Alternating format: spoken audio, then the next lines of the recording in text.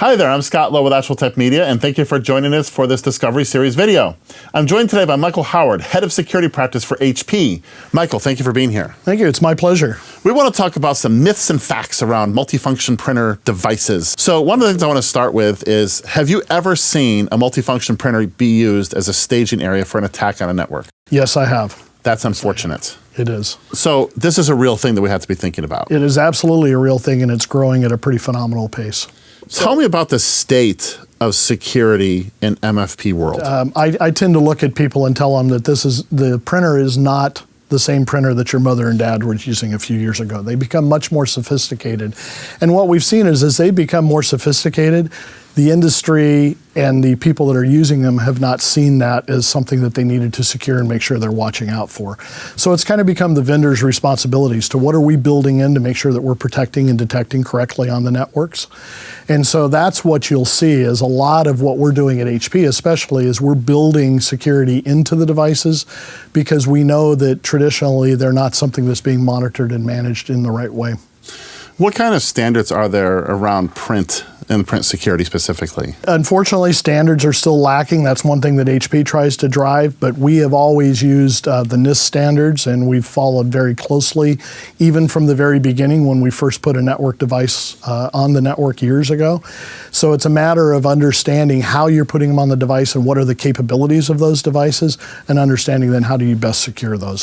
So from a security perspective, if you're comparing devices from multiple vendors, it's really important for a customer to be looking at pretty serious proofs of concept to make sure that all their features, but including security features, are included in the device. Right, and I would say not just look at it at the features because everybody can lock a device down.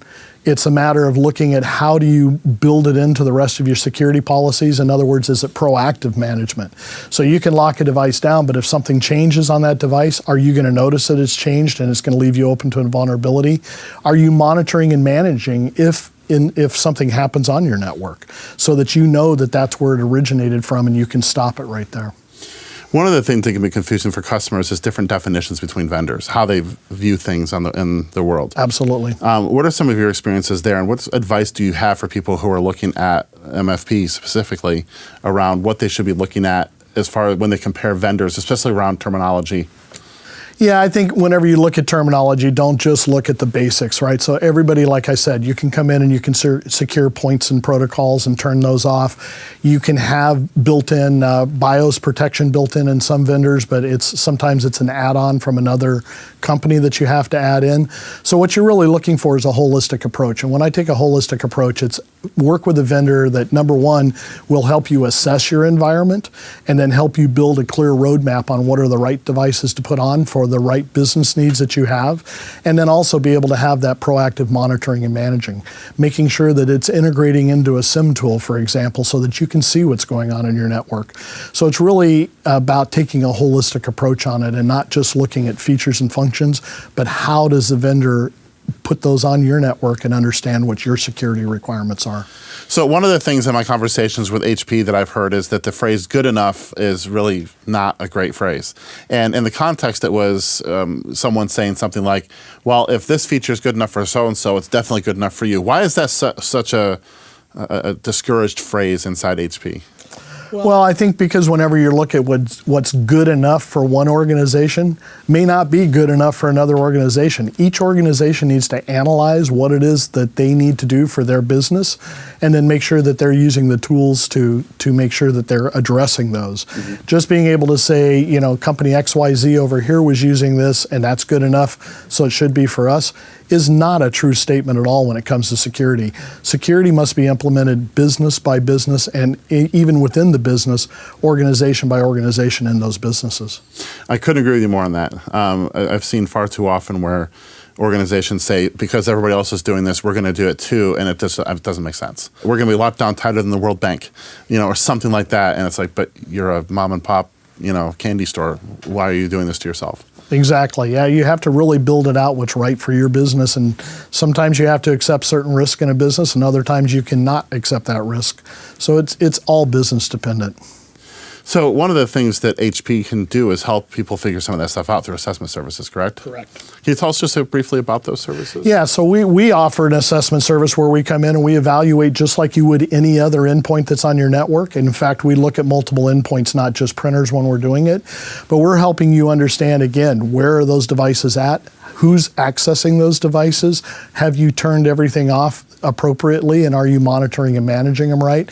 But then really establishing a clear roadmap for how you move forward. What are your critical vulnerabilities that you need to take care of versus what are ones that you can put out a little bit, but you need to have them on a clear roadmap and understand where you're going.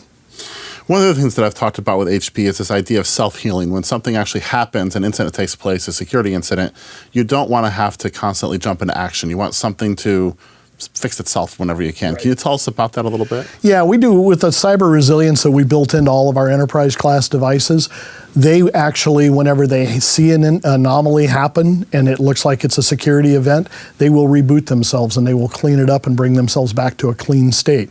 At the same time, they're reporting that out to a SIM tool so that you can configure it if you have the correct way so that you know that that's happened.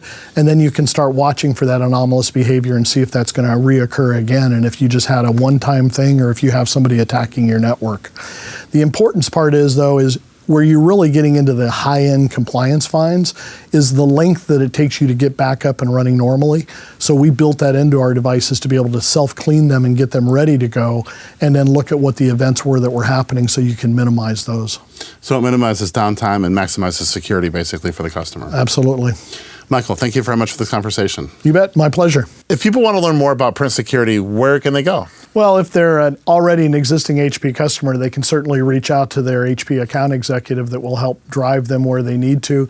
If they're not, go to reinventsecurity@hp.com, and we're always willing to help people and have conversations around anything they need to know about security.